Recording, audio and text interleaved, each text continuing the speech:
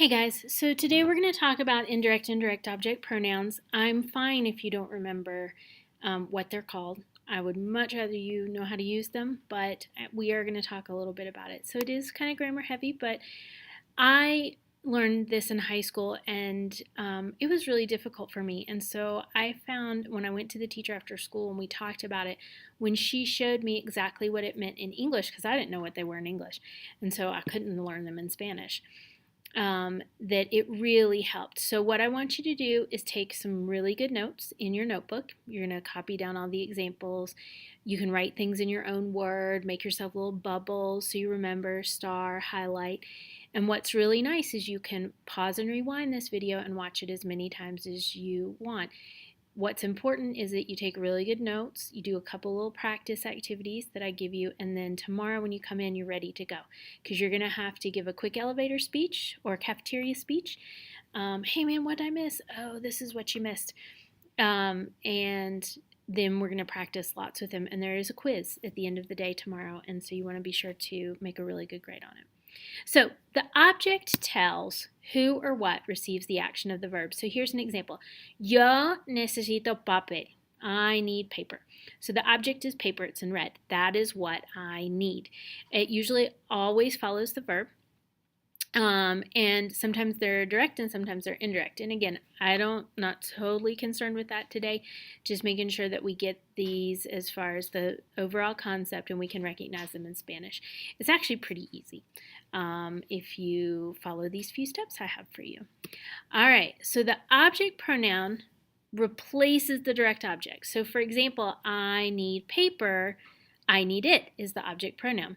So I don't have to say things over and over again. So for example, if mom says, ¿Qué necesitas? Oh, yo necesito papel, lo necesito. Or you can repeat yourself, but you don't have to say the thing over and over again. So again, I've highlighted it in red for you. In Spanish, it's yo necesito papel, or yo necesito el papel. Then you would say yo lo necesito. So papel becomes lo, which is it in Spanish, as an object, not a subject. And then it precedes the verb, and it says yo lo necesito. Make sure you get these examples in your notebook. Highlight them or underline them or squiggly, whatever works best for you, and write yourself a little note that the object pronoun goes in front of the verb. All right, next thing. So here they are. I've written them all out for you. Object pronouns in English are it, them, you, him, her, us, and you all. These can be direct and indirect. I've just put them all together in one group because I feel like you can learn them pretty quickly. In Spanish, the object pronouns are lo, la, los, las, me, te, le, nos, les, and say. Notice I made a mistake. I'm going to have to go back and fix it. That I've got may in the Spanish, but I did not include it in the English. So make sure you write it, them, me, you, him, her, us, and you all. I left it out in English. Sorry. The Spanish has to agree in gender number with the pronoun they are replacing. So for example, if I've got las frutas, I got to make sure I put las. But if I use el tomate, I got to make sure I use lo. And I have written them out for you into the two categories. Direct object pronouns, those are usually things, not always, but usually. And then indirect object pronouns tend to be people. And in Spanish, you have some crossover with like whether or not to use le or lo for him or her or it. So we'll talk a little bit about that. But those are the basics. So make sure you pause here and get those in your notes. All right, so I've given you some examples of what it might look like that you're replacing. So for example, el papel is going to be lo or it.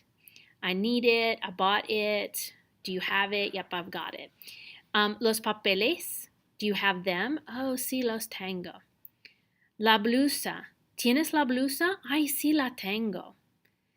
¿Tienes las blusas? Oh, sí las tengo. And then these are more for people.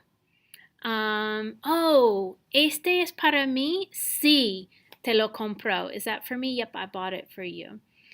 Este es para mí. Ay, no, no te lo compro. Lo compro para él. Le compro. I bought it for him.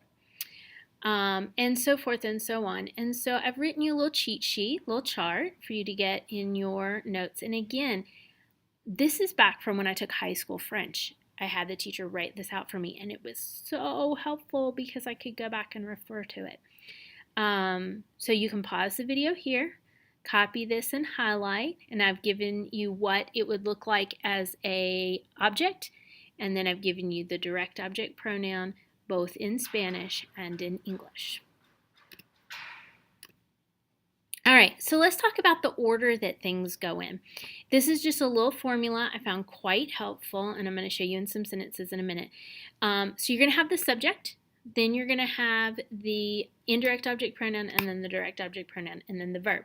Now, you will have some combination of these. You may not always have may and lo. You may have te and lo. You may have nos and lo. You may just have lo.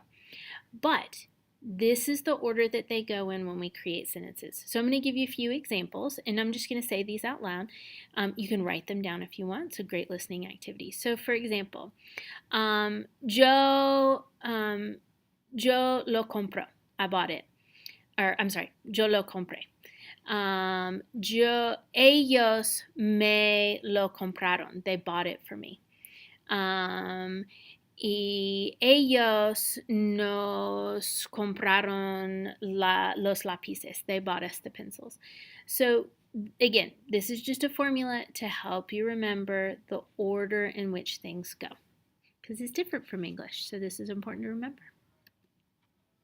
So on this slide, I've given you the parts of speech. So there's sentences across, and I've shown you the subject, and then the verb, and then the object pronoun in English, and then I've shown you the same sentences in Spanish. So you can write these together if you want, English, Spanish, because that's what they do. So the first one is I bought it. In Spanish, it's yo lo compré.